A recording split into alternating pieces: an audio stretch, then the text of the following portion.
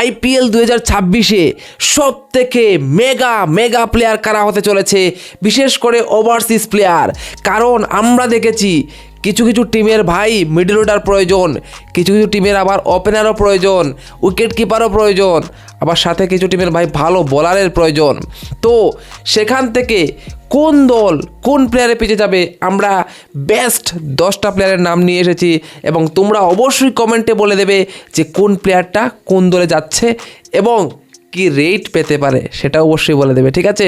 তো ভাই রাত পোয়ালেই শুরু হবে আমাদের আইপিএল অকশন এবং সেখানে আমরা জানি একটা প্লেয়ার যার নাম ভাই খুব উঠছে, সেটা হচ্ছে গিয়ে ক্যামরন গ্রিন। ইয়েস, যদিও ক্যামরন গ্রিন এমন কিছু একটা করতে পারেনি আইপিএলে যদি আমরা বলি, ইভেন বাইরেও, কিন্তু ভাই এজ এ অলরাউন্ডার বোলিং এবং ব্যাটিং দুটোটাই কিন্তু রয়েছে তার কাছে এবং তাকে কোন দল ভাই নিতে চাইবে? আমি যদি বলি সব থেকে বেশি ভাই যার প্রয়োজন সেটা হচ্ছে গিয়ে রাসেলের জায়গায় কেকেআরের, হ্যাঁ, এবং সিএসকেরও একটা প্রয়োজন যে ব্যাটিং এবং বোলিং মিডল অর্ডারে এসে দুটোটাই করবে। তো ভাই তাদের কাছে পার্সটাও তেমনই রয়েছে। আমরা দেখেছি কেকেআরের কাছে 60 করোড়ের উপরে টাকা রয়েছে এবং ভাই সিএসকের কাছেও কিন্তু 40 করোড়ের উপরে টাকা রয়েছে। তো সিএসকের ভালো ব্যাটার একজন প্রয়োজন এবং সাথে তাদের কিন্তু ভালো বোলারের প্রয়োজন আছে, ঠিক আছে? এবং অন্যদিকে কেকেআরকে দল বানাতে গেলে তাদেরকেও কিন্তু যেমন একটা ভালো ওপেনার দরকার, তেমনই তাদের মিডল অর্ডার প্লেয়ার এবং বোলারেরও প্রয়োজন আছে, কারণ স্পিন বোলার তাদের কাছে দারুণ রয়েছে, সুনীল নারায়ণ, এবং সাথে রয়েছে তাদের ভাই বেস্ট যাকে বলা হয় মানে বরুণ চক্রবর্তী, এবং পেসে রয়েছে তাদের হর্ষিত রানা, বৈভব অরোরা, কিন্তু তাকে একটা ভালো পেস এটা চাই, ঠিক আছে? এবার আমরা এক এক করে নাম আসছি ভাই। প্রথম চলো ক্যামরন গ্রিনকে নিয়ে যখন কথা বলেছি, ক্যামরন গ্রিনকে নিয়ে যাই। বলো ক্যামরন গ্রিনকে কে নিয়ে যাবে? আমার মনে হচ্ছে ক্যামরন গ্রিনকে ভাই যদি কেকেআর চায় তাহলে আর কেউ আটকাতে পারবে না। তোমাদের কি মতামত? কত যাবে ভাই? 30 করোড় কি ক্রস করবে? গত বছর শ্রেয়স আইয়ার এবং ঋষভ পান্ত হাইয়েস্ট ছিল, তাদেরকে কি ভাই ছুঁয়ে যাবে? কিন্তু একটা কথা তো ঠিক ভাই, ক্যামরন গ্রিনকে নিয়ে কিন্তু একটু বেশি হাইপ বাড়ানো হয়েছে। হয়তো বা ও এত বেশি টাকা ওর পেছনে খরচ করতো না, কিন্তু এখন আর ভাই মানে কি বলবো, সাপ্লাই কম আর ডিমান্ডটা বেশি হয়ে গেছে, তাই না? এটাই এবার দেখার বিষয় এই দুটো টিমের মধ্যে কার কাছে যায় ভাই ক্যামরন গ্রিন। তারপরে হচ্ছে ভাই ডেভেন কনবয় এবং সাথে আমি রাখবো আরেকটা প্লেয়ার, তাদেরই সিএসকে যারা ছেড়েছে, সেটা হচ্ছে ভাই রচিন রবীন্দ্র। তাদের দিকে কি কোনো দল ভাই এগিয়ে আসবে? আমার মনে হচ্ছে না ভাই তাদের দিকে কেউ এগিয়ে আসতে পারে। হ্যাঁ, যদি দিল্লি ক্যাপিটালসের ওপেনারের প্রয়োজন নেই ভাই, ওপেনারের জন্য কার প্রয়োজন? কেকেআরের প্রয়োজন, কেকেআর চাইবে একটা উইকেট কিপার চাই, মনে হয় না তাদের দিকে ভাই কেকেআরও যাবে। তো বেস প্লে যদি কোনো দল নিয়ে নেয় ব্যাকআপ হিসাবে নিতে পারে, আদারওয়াইজ তাদের উপর মনে হচ্ছে না ভাই কেউ এত বেশি টাকা লুটাবে। এবার চলে আসি জ্যাক ফ্রেজার ম্যাকগার্ক। হ্যাঁ ভাই, এই প্লেয়ারের পিছিয়ে কিন্তু যে কোনো দল যেতে পারে, ইভেন পাঞ্জাবও কিন্তু কম টাকায় পেলে ভাই রাখতে পারে, কারণ নাম্বার 3-এ তাকে দিয়ে ভাই একটা এক্সপ্লোরি ব্যাটিং করাতে চায়। ইভেন আমরা দেখেছি জশ ইংলিশকে ওরা ছেড়ে দিয়েছে, তো সেই জায়গায় কিন্তু তাকে পূরণ করতে পারে। ইভেন জশ ইংলিশকে আবারও কিন্তু ওরা ভাই অকশন থেকে তুলে নিতে পারে, ঠিক আছে?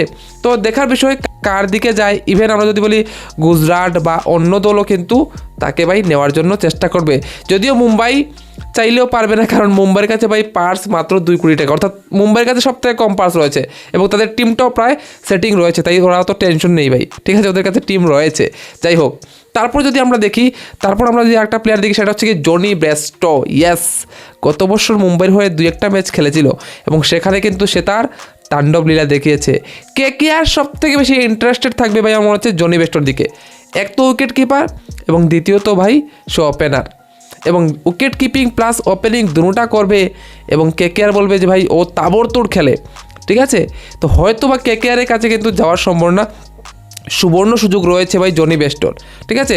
এছাড়াও দিল্লি ক্যাপিটালস আমার মনে হচ্ছে ভাই জনি বেস্টোর জন্য বিট লাগাতে পারে। তাছাড়াও অন্য টিমগুলোও কিন্তু হ্যাঁ হতে পারে ভাই জনি বেস্টোর জন্য যেতে পারে। তোমাদের কি মতামত? কি যাবে তো বেশি পয়সায় নাকি? চলো তারপর যদি দেখি টিম সেফার্ট। হ্যাঁ, এই একটা প্লেয়ার, যদি জনি বেস্টোকে কেকেআর নিতে না পারে তাহলে মনে হচ্ছে টিম সেফার্টকে নিয়ে নেবে ভাই, কারণ ও কিন্তু তাবড়তোড় ভাই হিটার এবং সাথে উইকেট কিপিংও করতে পারে। তো এই 2-1টা যে ভাই বললাম আমি, এগুলার দিয়ে কিন্তু কেকেআর নজর থাকবে। ইভেন কুইন্টেন ডিকককে ছেড়ে দিয়েছে কেকেআর, কিন্তু ভাই কুইন্টেন ডিকক যে ম্যাচটা খেলেছে ভারতের বিপক্ষে, এবং ওডিআইও যে ম্যাচটা খেলেছে ভাই কোয়েন্টিন ডিকক কিন্তু তার কিছুটা টাকা কিন্তু বাড়িয়ে দিয়েছে। হ্যাঁ, এবার কিন্তু তাকে নিয়ে ভাই অনেকেই চিন্তা করবে, ইভেন কেকেআরও হয়তো বা আবারও চিন্তা করতে পারে যে কোয়েন্টিন ডিকক তো ভাই ভালো ফর্মে রয়েছে, তাকে কি নিয়ে যায়, সেটাও কিন্তু একটা বড় ভাই হতে পারে চিন্তার ব্যাপার। কি মনে হয়, কোয়েন্টিন ডিককে কি আবারও নেবে কেকেআর, নাকি ভাই জনি বেস্টোর দিকে যাবে? তোমাদের কি মতামত অবশ্যই তোমরা কমেন্টে বলে দিও। নাকি কোনো ডোমেস্টিক থেকে এমন একটা প্লেয়ারকে নিয়ে আসবে কেকেআর যে নাকি ভাই আগুন ছড়াবে উইকেট কিপিংয়েও এবং সাথে ওপেনিংয়েও? তোমাদের কি মতামত অবশ্যই কমেন্টে বলে দেবে। তো চলো তারপরে যদি আমরা দেখি যে আর কে রয়েছে এই হট লিস্টে। এবার দেখো বোলিং কিন্তু ভাই সিএসকের একটা প্রয়োজন, বোলিং দিল্লিরও একটা প্রয়োজন, বোলিং ভাই প্রায় টিমেরই একটা বলার প্রয়োজন। ইভেন আরসিবিও চাইবে যে চলো একটা ব্যাকআপ বলার নিয়ে নিই, ঠিক আছে, কারণ লুঙ্গি করে ছেড়ে দিয়েছে, ঠিক আছে। তো লুঙ্গি ইঙ্গিটিকে ছেড়ে দিয়েছে এবং লুঙ্গি ইঙ্গিটি কিন্তু ভালো বোলিং করেছে। তো আমরা যদি বলার দিকে দেখি, লুঙ্গি ইঙ্গিটি ইয়াস যে কোনো টিম চাইবে ভাই, সিএসকের সাথেও ছিল, ও চাইবে ওরা নিতে, কেকেআরও চাইবে যে লুঙ্গিকে নিয়ে যায়, ঠিক আছে। কারণ যদি আমরা ফাস্ট বোলারের কথা বলি ভাই, দেখো এত বেশি ভালো ফাস্ট বোলার নেই। এক ম্যাট হ্যান্ডি রয়েছে, ঠিক আছে, ম্যাট হ্যান্ডি রয়েছে, তারপর রয়েছে লুঙ্গি ইঙ্গিটি রয়েছে, জেনারেল কোটজে রয়েছে এবং মুস্তাফিজুর রহমান।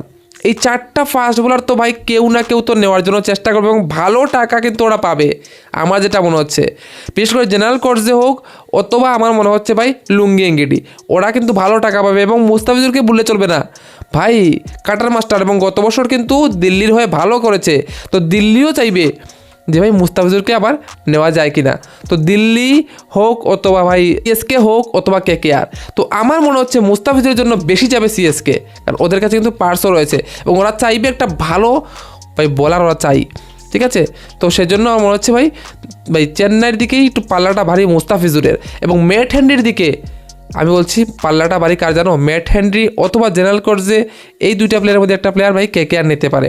ইভেন আমার মনে হচ্ছে মুস্তাফিজুর অথবা ভাই আমাদের যে আরেকটা বলা রয়েছে লুঙ্গি ইঙ্গিটি, তাকেও কিন্তু কেকেআর টানতে পারে। কিন্তু কারণ কেকেআর একটা নয় দুইটা ভাই ফাস্ট বোলার কেনার চেষ্টা করবে যাতে তার স্কোয়াডটা ভাই ঠিকঠাক থাকে, যদি একটা বলার ভাই মার খায় যাতে সে আরেকটা বলারকে তুলে দিতে পারে। তো এই হলো ভাই আমাদের যে টপ লিস্ট যে প্লেয়ারগুলা, সেগুলোর নাম আমি তোমাদের সামনে তুলে ধরেছি, ঠিক আছে। এবার আমরা যদি আর একটা প্লেয়ারের নাম বলি, যেমন জোশ ইংলিশ রয়েছে রে ভাই, জোশ ইংলিশ কিন্তু দারুণ ব্যাটিং করে, জানি না কেন পাঞ্জাব তাকে ছেড়ে দিয়েছে, কিন্তু আমার মনে হচ্ছে জোশ ইংলিশও কিন্তু একটা ভালো অপশন হতে পারে ভাই। কেকেআর ভাই আমার মনে হচ্ছে ম্যাক্সিমাম প্লেয়ারের পিছনেই যাবে, কারণ ওর প্লেয়ার চাই এবং ক্যামরন গ্রিন একটা বুদ্ধি করেছে, ও কী করে জানো, ব্যাটসম্যান লিখেছে অলরাউন্ডার না, কারণ যাতে ওর নামটা প্রথমে আসে, টাকাটা ভাই ও বেশি পায়, ও বুদ্ধিমান ভাই। যাই হোক, তারপর যদি একটা প্লেয়ার বলি আমি, ওয়েদেন্দু হাসারাঙ্গা, ইয়েস ওর পিছনেও ভাই মানুষ ছুটতে পারে। ওয়েদেন্দু হাসারাঙ্গা কিন্তু লেগ স্পিনার প্লাস হিটিংও করতে পারে।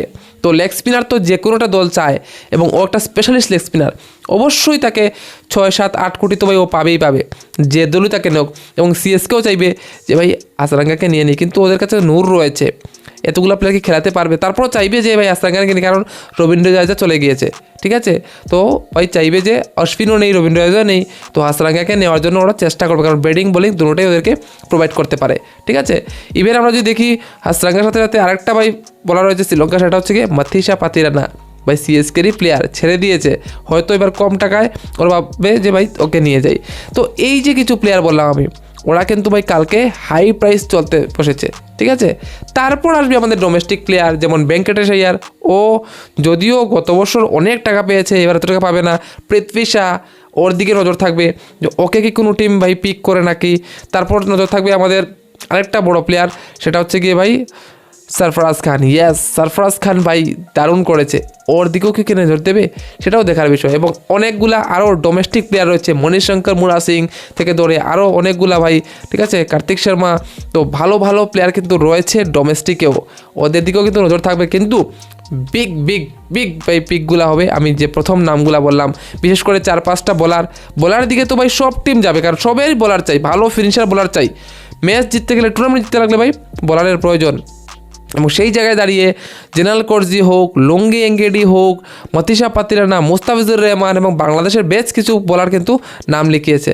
এবার দেখার বিষয় কাদেরকে কত টাকা দিয়ে কোন টিম নিয়ে, ঠিক আছে। তোমাদের কি মতামত অবশ্যই তোমরা কমেন্টে বলে দেবে। ভিডিওটা ভালো লাগলে লাইক করে দেবে এবং চ্যানেল সাবস্ক্রাইব করে দেবে। দেখা হচ্ছে তোমাদের সাথে অন্য একটা ভিডিও নিতে, বাই বাই।